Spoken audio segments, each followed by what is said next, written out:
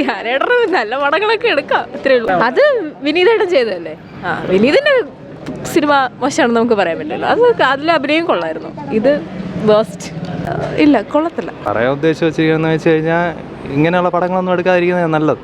ഇതിനെക്കാട്ടിലും വീട്ടിൽ നിന്ന് ഒരു സീരിയൽ കാണുന്ന കണക്കാണ്. പടം കൊള്ളൂല, ആരും കാശ് മുടക്കി വരേണ്ട കാര്യമില്ല.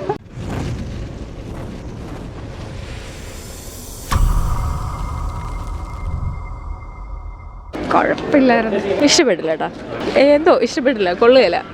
അല്ല, ഒരിക്കലും അല്ല. പോസിറ്റീവ്. ആ സലീം കുമാറിന്റെ ക്യാരക്ടർ കൊടുത്തത് എന്തായാലും നല്ലപോലെ ചെയ്തിട്ടുണ്ട്. ബാക്കിയൊന്നും ധ്യാനേട്ടന് നല്ല പടങ്ങളൊക്കെ എടുക്കാം, അത്രേ ഉള്ളൂ. അത് വിനീതേട്ടൻ ചെയ്തതല്ലേ. വിനീതിന്റെ സിനിമ മോശമാണെന്ന് നമുക്ക് പറയാൻ പറ്റില്ല. അത് അതിലെ അഭിനയം കൊള്ളായിരുന്നു. ഇത് വേസ്റ്റ്, വളരെ മോശം. അതേ അഭിപ്രായം തന്നെ എനിക്ക്. വളരെ മോശം. ഇല്ല ഇല്ല, പ്രത്യേകിച്ചൊന്നുമില്ല. കുറച്ച്, പക്ഷേ വലിയ ഇല്ല, കൊള്ളത്തില്ല. പടം കൊള്ളൂല, ആരും കാശ് മുടക്കി വരേണ്ട കാര്യമില്ല. കോമഡി ഒന്നുമില്ല, എന്താണ് കഥയെന്ന് പോലും ആർക്കും മനസ്സിലാവത്തില്ല. അതാണ് വാസ്തവം. ധ്യാനിൻ്റെ അഭിനയം വേറെ കുഴപ്പമൊന്നുമില്ല, പക്ഷേ കഥ ആൾക്കാർക്ക് മനസ്സിലാവണ്ടേ, പ്രേക്ഷകർക്ക് കഥ മനസ്സിലാവണ്ടേ.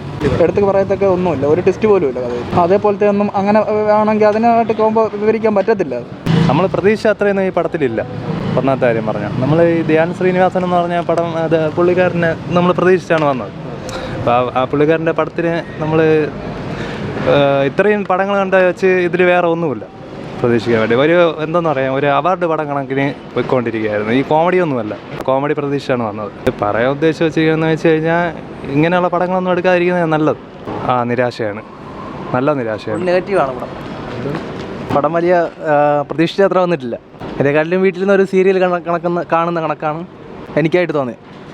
ശരിക്കും എന്ന് പറഞ്ഞാൽ അങ്ങനെ വലിയ ഒരു പടത്തിന് വലിയ ഇമ്പോർട്ടൻസ് ഇല്ല.